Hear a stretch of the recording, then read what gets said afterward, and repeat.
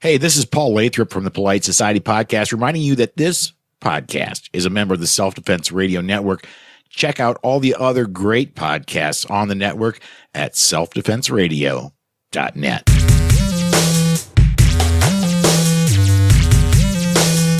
Welcome to Unload and Show Clear, the podcast about all things IDPA. And now, here's your host, living proof that without practice, there's no limit to how little you can accomplish, Lloyd Bailey. Welcome to another episode of Unload and Show Clear. All too often, gun owners and gun culture are portrayed in the worst possible ways in the media. This podcast aims to counter that narrative by shining a light on the members of gun culture who are involved in IDPA, International Defensive Pistol Association. Now, while IDPA members make up just a tiny fraction of the overall gun-owning public, I think they're a representative cross-section of that demographic. From all walks of life, rich, poor, and in between, young and old, men and women, patriotic, caring, friendly, and outgoing. And this podcast is about them. Today, you're going to meet one of these awesome people. But first, let me tell you about Shoot Steel. Founded in 2008 by an IDPA competitor, Shoot Steel is the industry leader in steel targets, static targets, gongs, target stands, reactive targets. If you or your club need steel targets, go to unloadpodcast.com/steel and check them out today. And when you buy, we'll earn a small commission to help keep the lights on here at Unload and Show Clear. So go to unloadpodcast.com/steel and order today. All right, time to get on with the show. Here is today's special guest. Our guest today is Scott Longhorn from Pilot Mound, Iowa, parked on the side of the road somewhere. Scott, welcome to the show. Lloyd, it is a pleasure to be here with you. Tell us, for those who don't know you, tell us a little about yourself, where you're from, and what you do for a living there in Pilot Mound. Well, I am a semi-retired bovine podiatrist. I'll make you look that up to see what that is. Right now, I am currently a supply chain transportation logistics specialist contracted to John Deere at Des Moines Motor Works in Ankeny, Iowa, where they make cotton pickers. You wouldn't imagine that they make cotton pickers in Iowa, but that's where they're made. They all get shipped to the South. So the first time I met you, I had no idea that you were a country boy. You had all the cool gear and the sponsored shirt and the camera on your hat. And then the next time I see you at a match, you have the cowboy hat and the belt buckle and the cowboy boots. You I assume, grew up farming, and so you're a country boy at heart. I guess that's where the interest or the introduction to guns came from, right? Yes, but you also forget the fact that I'm also a superhero. I've also shot a Spider-Man. That's true. I was going to bring that up later. Yeah, I was born in Northeast Iowa, spent most of my time there, and then finished growing up, if you can finish growing up, in southeastern Minnesota for about 30 years before we moved back down to Iowa. And we always had some type of guns, primarily BB guns. Every American kid has to have a BB gun. Well, I had a BB gun. And then got a 22, shot at squirrels, shot at tin cans, shot at the neighbors, stuff like that, stuff you do in Iowa.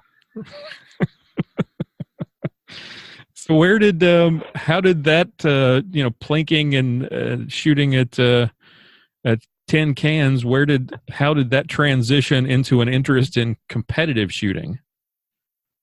Well, that transitioned into, I always wanted to have a handgun and never had a handgun and just kept putting it off. And then a certain election happened in 2008, and it's like, dang, I got to get a handgun. Well, I still can. And did so immediately, even before inauguration. And then just instantly fell in love with handguns, and then couldn't get enough handguns. And then it seemed like I was getting a different handgun about every other month or third month. or every 2 weeks sometimes.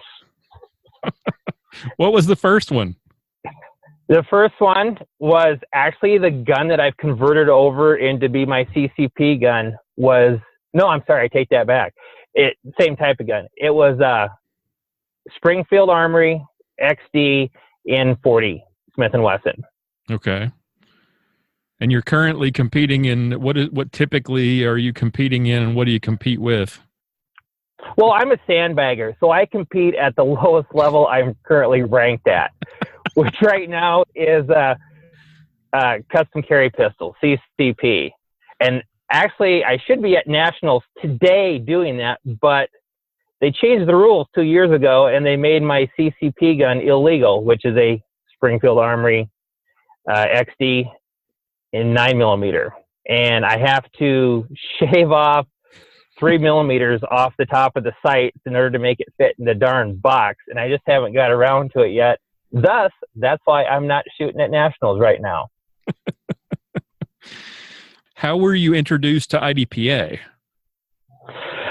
I just was kind of training myself and shooting around and really enjoying it. And I kind of heard about it a little bit. And where I lived in southeastern Minnesota, there really wasn't anything around. And I heard about, I don't even remember how I found out about IDPA, but there was a club down at Dubuque Ikes, I believe it is.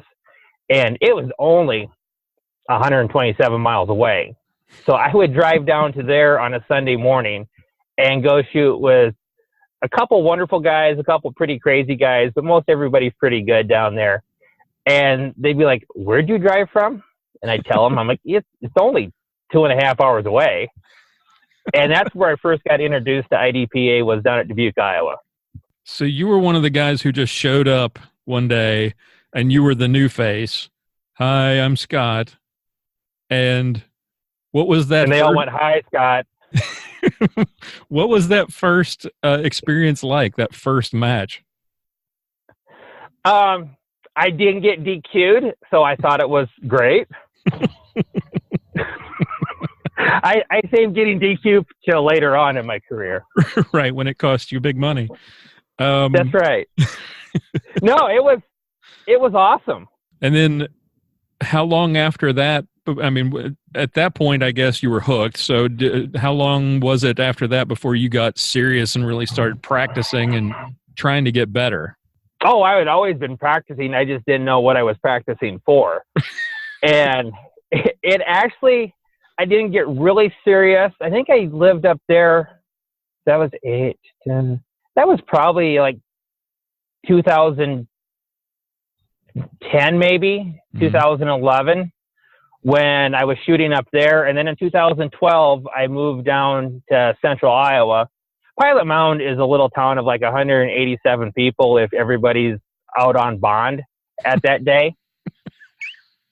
And it's about an hour northwest of Des Moines, Iowa. And now it's 3.5 hour drive to Dubuque, which is a little hard to do on a Sunday morning and come back. Right. And just got to looking around, and there was actually a self-defense, not really IDPA. It is IDPA, but they don't follow all their rules because sometimes the rules are counterproductive to defensive shooting, as the guy would say it a little bit. But it's based off IDPA. And I just started shooting down here at a local club at Boone, Iowa. Mm-hmm. And God, there was quite a few people that were shooting down here, more so than over at Dubuque. And then found out that there's a club over in Ames, which is about 20 minutes away from Boone. And then there's a club down in Ankeny, which is 45 minutes away. And central Iowa is actually a really good spot. Like in the summer, you could probably go to, I'd say, between 7 and 12 matches a month in an hour and a half, 2 hour area. It's pretty good. Not bad. And I just met a guy down here, Billy Whiteling, which you've met also, and are kind of friends with. I mean, you can only kind of be friends with Billy because he's not really tall. And he had mentioned that he went to a match in Topeka, Kansas. and told me how much fun it was. And of course it was fun because he got bumped the first time he went to a match. And I said, that sounds like fun.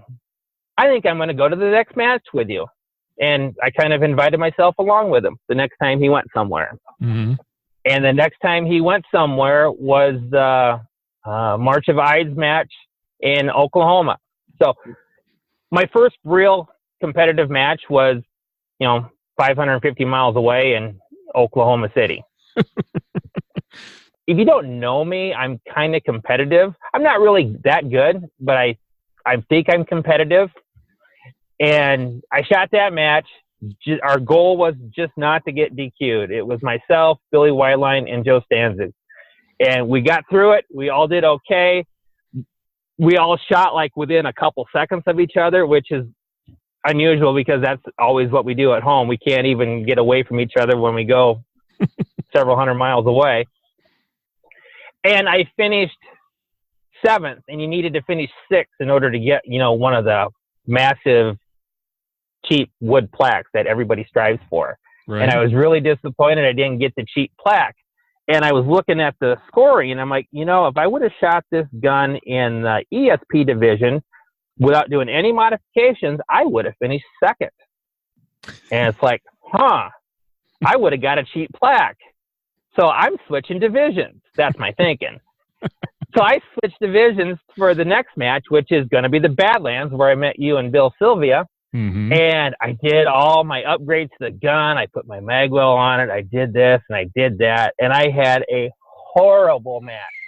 Just horrible. It was horrific. It's like, I got a procedural for not having a cover garment on after lunch, as all my friends stood there and watched me do this with no cover garment on, and go, yeah, you should have put a cover garment on. Well, thanks, guys.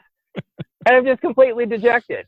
What are friends for? And then the scores come out, and apparently everybody else that was shooting ESP sharpshooter had a much worse day than I did. And I win and get a bump in my first outing as ESP. And it's like, great. Now I can't shoot this gun anymore because I don't want to lose to everybody else that's better than me. So now I got to switch again. Now you help run the state match in Iowa there in Ankeny every year.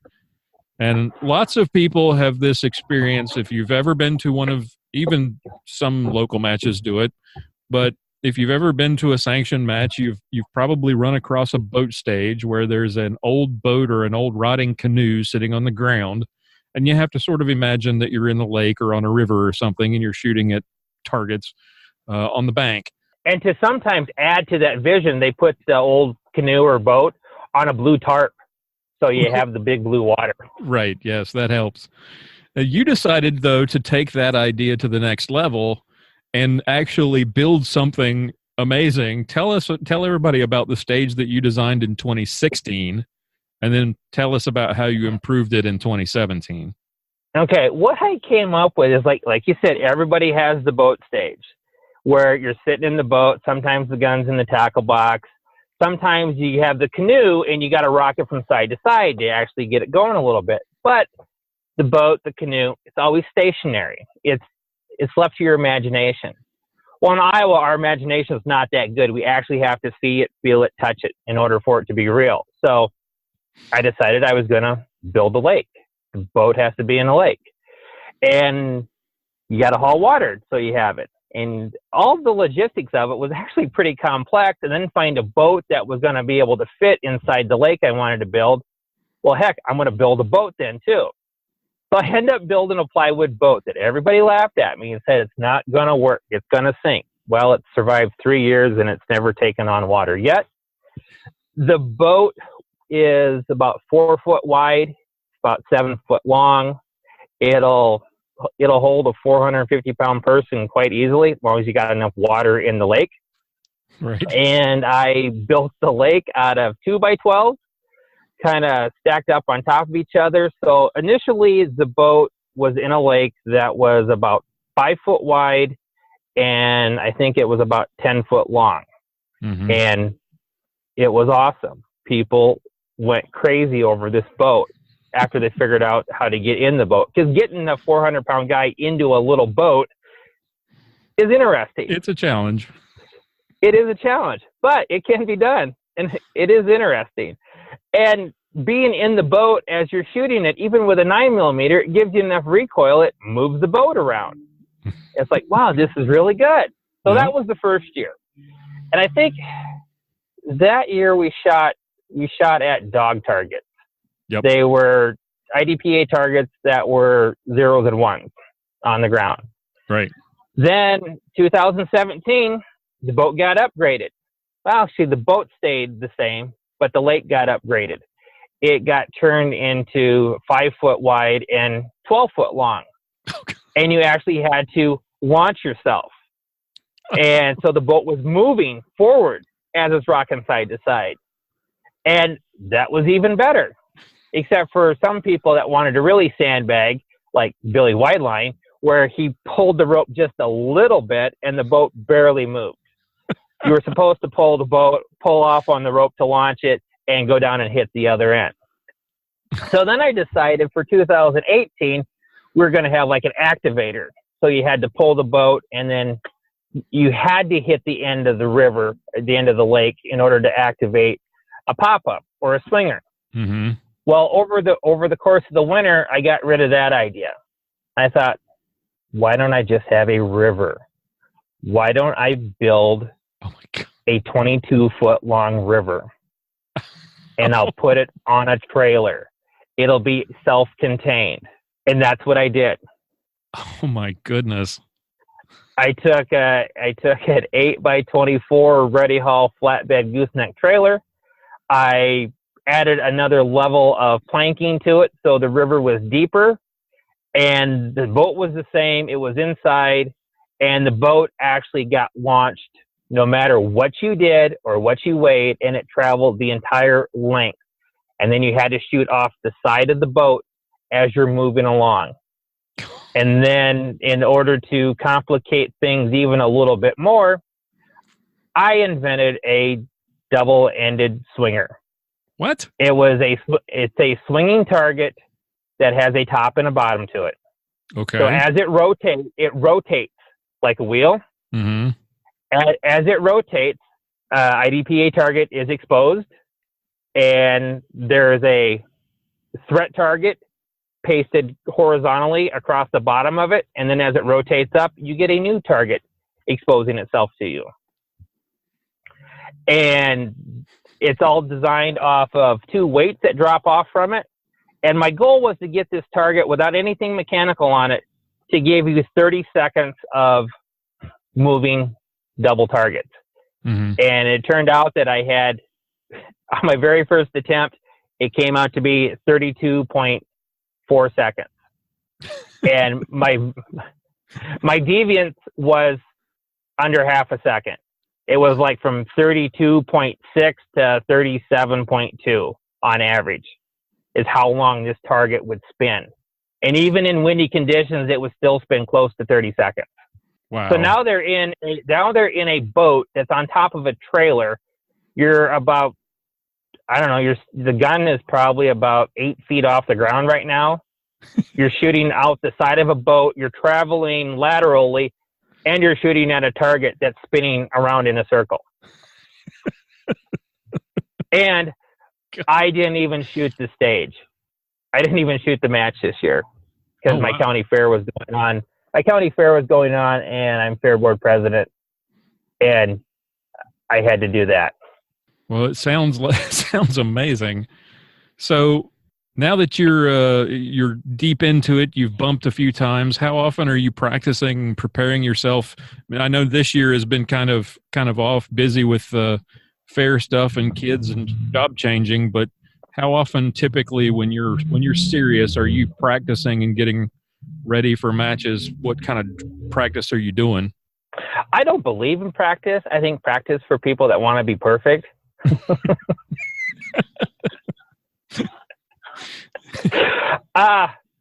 Yeah. I don't practice anywhere near like I want to or need to. When it's weird if I don't shoot at least once a week. Like I said, I live in Iowa. I live in a rural area. I have an outdoor range on my property that it takes me like 2 minutes to get to.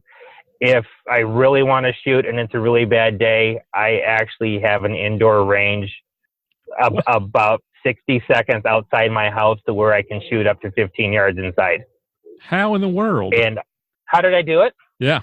Tires. Use tires. Oh, okay. Yeah, use tires make an excellent backstop and teach you a lot about terminal ballistics and penetration. Besides your own match, is there a stage or a particular match that you've shot over the years that was really, really fun, really interesting or inventive that you look back on and say, wow, I wish I could do that again, or that was a really, really good time? I would probably say last year at Crescent Texan at the IDPA Nationals, the stage was kind of the roller coaster, right? To where you had to engage several targets and then run up and then basically get yourself positioned on a sled and slide down a roller coaster track, and then either shoot at targets as you're going down or hit the bottom and try not to fall off and then engage the target. That was a pretty fun stage. They actually commented about my performance on that when I accepted my second place plaque at Nationals and got my bump there. Little self-promotion. There you go. Very nice. Tell us about your Nationals road trip in 2016. Well, myself and Billy Whiteline came down, and we both had enough points that year that we had first pick. And the ideal time to shoot, I always believed at Nationals, was shoot Friday afternoon and Saturday morning, because that way you get 2 spa days. 2 spa days. That's 2 spa days, because we don't believe in flying because that's for professionals. And so we road trip hard on the way down on Thursday, get down there just before registration closes Thursday night, can sleep in a little late at the hotel, have Texas-shaped waffles at the Best Western, and then go enjoy the pool and the hot tub and weight room, have our spa day, go out, shoot the afternoon match, go have lunch with supper with some amazing people such as yourself, and then wake up the next morning, go back out, shoot the match, get done at noon, go back to the hotel, have a spa day, or like last year, go on an amazing brewery tour. I highly recommend Revolver Brewery in Texas. Excellent beer, excellent place to go on a Saturday afternoon, as long as you have a designated driver. And then you can go to the awards banquet if you have a designated driver again. Right, Bill? Yep, absolutely. And then I understand your trip back was interesting as well. No, that wasn't from Nationals. That was from Fall Brawl. Oh, okay. Yeah. That was Fall Brawl in 2016. There's like 5 of us, usually 5 or 6 that try to go down to that. And Mike Plato down in Arkansas runs an amazing match. He gets through 150 shooters and you're done by 2:30 in the afternoon. It's wonderful. And then lately they've been having an amazing meal afterwards. You have awards and you're out of there, or you're maybe doing something in the parking lot that you shouldn't be doing, or conducting a radio interview and then getting kicked out because they want to close the place even though you're doing a radio interview.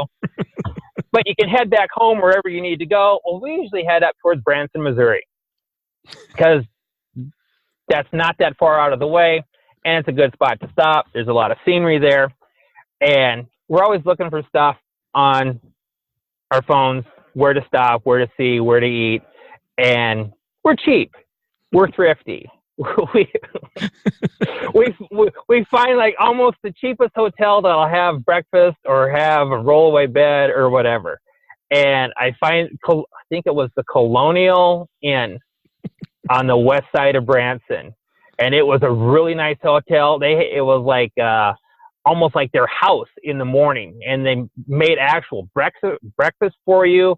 It was wonderful, but the theme was from the 60s, basically early 70s, and they had magic finger beds. to where you could put quarters in the bed and it vibrated. And I haven't seen them since the 70s, basically.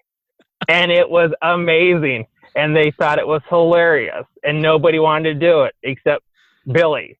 And actually, the Magic Fingers vibrating bed is much better when you're sharing it with someone else. I don't know why. It just works out that way.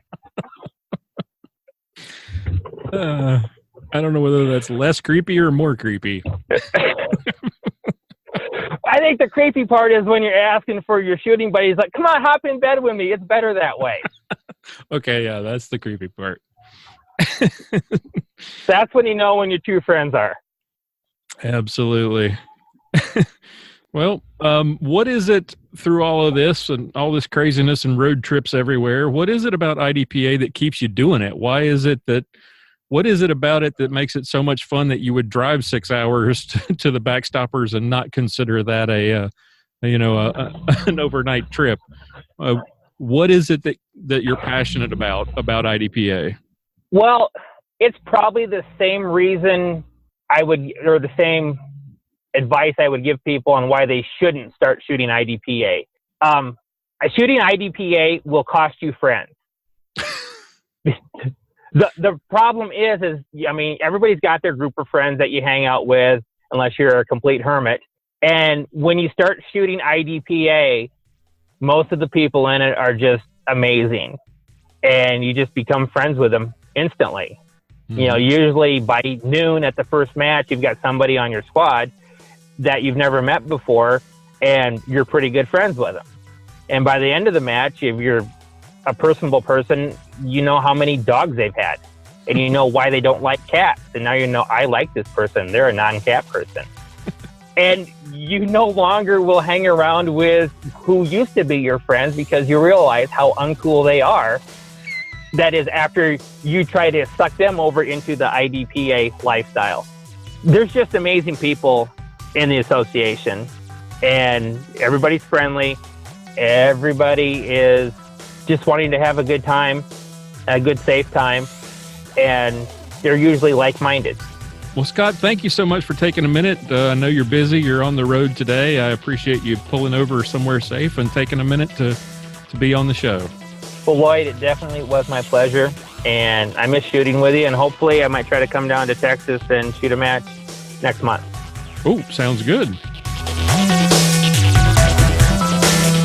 All right, that's all we've got for you today. Thank you so much to our special guest for coming on the show. If you know somebody in the IDPA community who deserves some recognition, I'd love to talk to them. Send me an email at Lloyd, LLOYD, at unloadpodcast.com. Check out the show notes for today's episode and listen to past episodes at unloadpodcast.com. And if you like what you hear on the show and you'd like to support us, help keep the lights on, pay the bills, we would love your support. Visit patreon.com/unload and make a small monthly contribution to help continue what we're doing here. Tune in again next week for another edition of Unload and Show Clear.